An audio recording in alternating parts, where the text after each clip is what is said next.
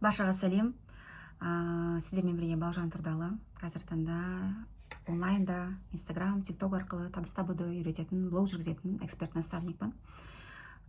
Негізі өзім Алматы қаласында тұрамын. 3 балам бар, жасым 32-де. Онлайнда жұмыс жасап жатқаныма уже 5 жылдың көлемінде уақыт болып қалды. Бұл менің алғашқы YouTube каналға салып отырған видеом. Бұған дейін тек қана курстарымды, обученияларымды ғана салатынмын, бірақ дәл осындай форматта видеоны салуды жөн көріп отырмын. Мүмкін менің бұрынғы кездегі точкамдағы бір адамдар көріп отырса, оларға пайдам тисе екен деген мақсатта сондай ниетте салып отырмын. Өзімнің осы 5 жылдағы қандай қиындықтарды басымнан өткіздім, қалай жеңдім, қандай инсайттар алдым, алған білімдерім, техникаларым, жалпы маған өмірімді өзгертуге көмектескен осы өмірімдегі барлық ойларыммен, техникалармен бөлісемін деген ниетте салып отырмын. Пайдалы болсын, алдымен каналға тіркеліп алыңыздар. Жалпы мен өзім оңтүстік Қазақстан облысының тумасымын.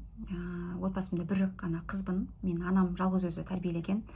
Балалық шағымда өте көп қиындықтар көрдім.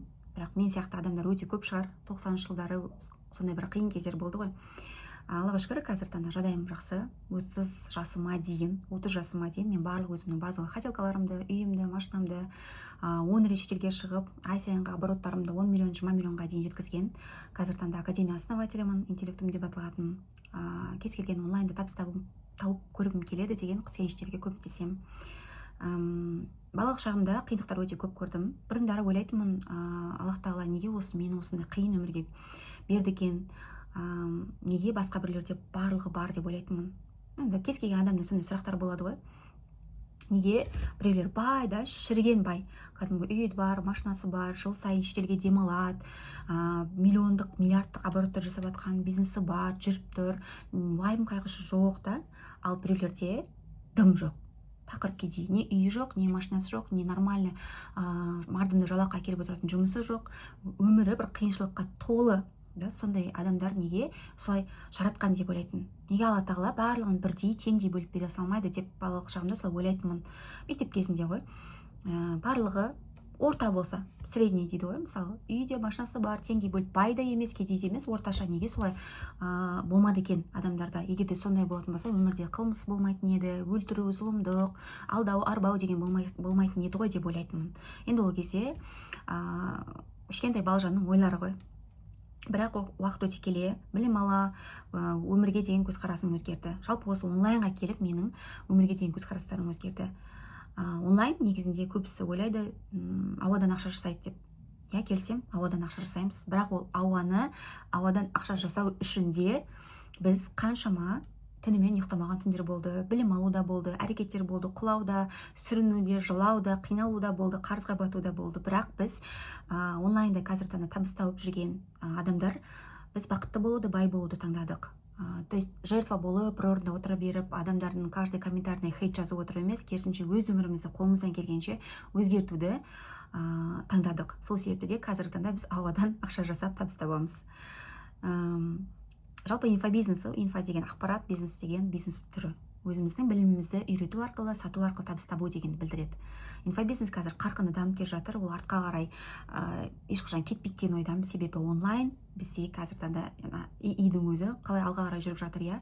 Осы тағы бір 20-30 жылдықта менің ойымша 80% адам уже толықтай онлайнға өтеді деген ойдамын. Сол үшін қазірден бастап, егер онлайн жұмысты, бизнесті бастайтын болсаңыздар, сіздер қателеспейсіздер. Жалпы кез келген нәрсеге негізі уақыт керек. Барлық уақыттың еншісінде. Айтады ғой, қазіргі таңда миллиондарды бағындырып жүрген, жетістікке жеткен адамдардың сенен ешқандай айырмашылығы жоқ. Сол баяғы 2 қолы, 2 аяғы, 2 көзі бар, сөйлей алады, миы бар, сендегі бар ми, сендегі бар 24 сағат та, оларда да бар. Ең басты айырмашылық просто олар ерте бастап кеткен.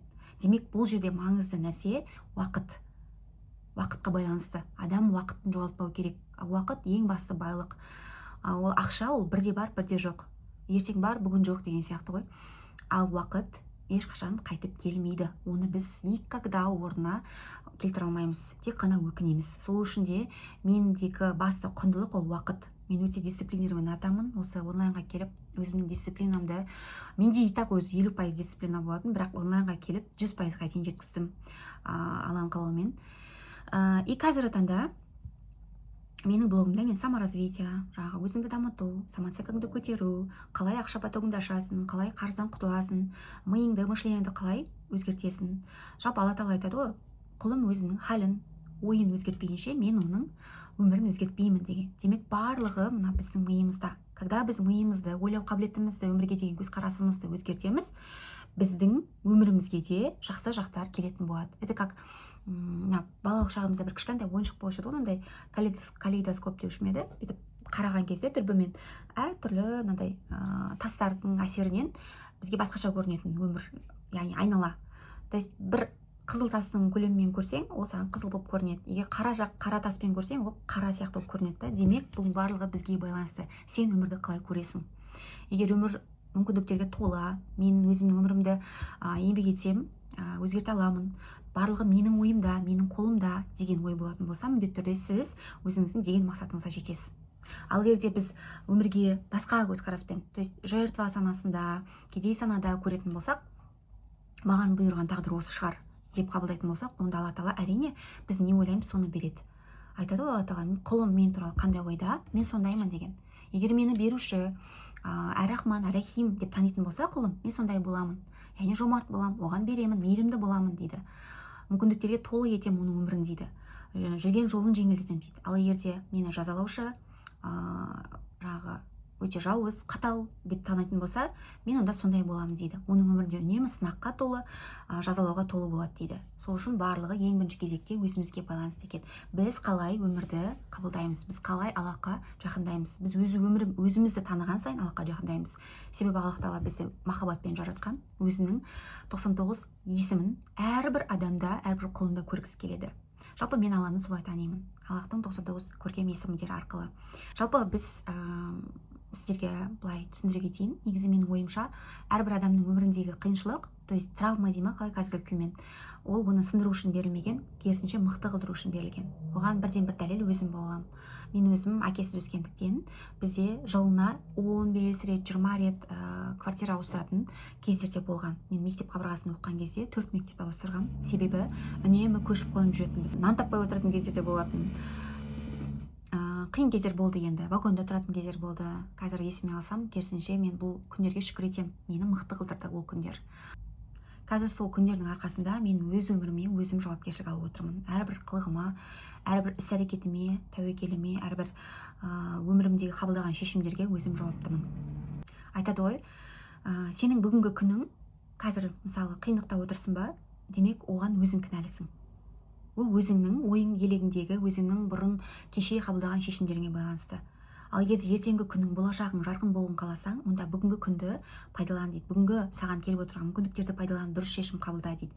Демек барлығы өзімізге байланысты. И жаңағы сұрақтың жауабы, неге өмірде барлығы бірдей теңдей емес?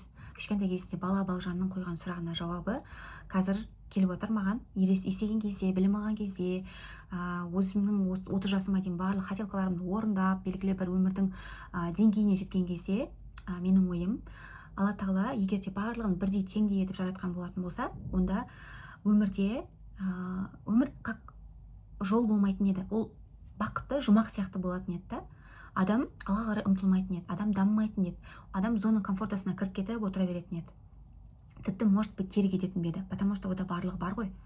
Ал когда адамда ешнәрсе жоқ, и ол ұмтылады жақсы өмірге, ол барлығын жасайды, ол алдына мақсат қояды, Аллахтан сұрайды, ниет етеді, әрекетін жасай береді, әйтеуір даму үстінде болады. То есть өмір деген ол жол.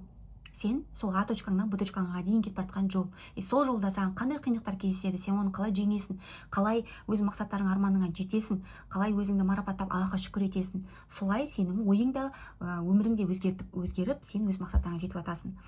Ал егер де саған барлығы беріліп қойса, сен онда зона комфортыңа кіріп, кері кетуің мүмкін бе еді. Алла тағала негізі әрбір құлын бай болғанын қалайды. Оған бірден бір дәлел, мұсылманның 5 парызының ішінде зекет беруші мұсылмандар қатарынан болу. Демек зекетті тек байлар ғана береді. Зекетті кедей адамдар бере алмайды. Ал оған ұмтылу үшін әрине сен әрекет ету керексің, еңбектену керексің. Еңбектің арқасында ғана сен өзіңнің бай өміріңе қол жеткізе аласың. Ал байларда қазір барлығы сразу бар. Неге? Себебі Алла тағала, оказывается, бізді жоқ кезде сынамайды екен. Біз ойлаймыз, менде жоқ, ақша жоқ, мен қарызға кіріп кеттім, үйім жоқ, машинам жоқ, мен сыналып жатырмын деп. На самом деле нет, біз бар кезде сыналады екенбіз. То есть байларға бар беріп қойған, өмірді, бай өмірді, бизнесті, ақшаны, миллиардтар беріп қойғанда, и ол сыналып жатыр. Қалай оны игере алады? Егер де ол дұрыс емес жолға жұмсайтын болса, желкесінен шығады деген мағына ғой. Оның баласы жаман жолға түсіп кетеді, немесе денсаулықпен сыналады, немесе қарызға кіріп кетеді, банкрот болады деген сияқты ғой. И олар сыналып жатыр деген сөз. Егер де ол ақшаны игеріп, зекет берушілер қатарына болып, жаңағы өзінен төмен адамдарға көмектесіп, Аллахтың жолына жұмсайтын болса, ол байлығын, онда ол берекелі болады деген сөз оған. Сол үшін де бізге осы өмірде қиын күндер берілсе, травма болса сенің балалық шағында, онда ол керісінше сені сындыру үшін емес, мықты болу үшін берілген. Сол үшін сынбаңыздар, достар.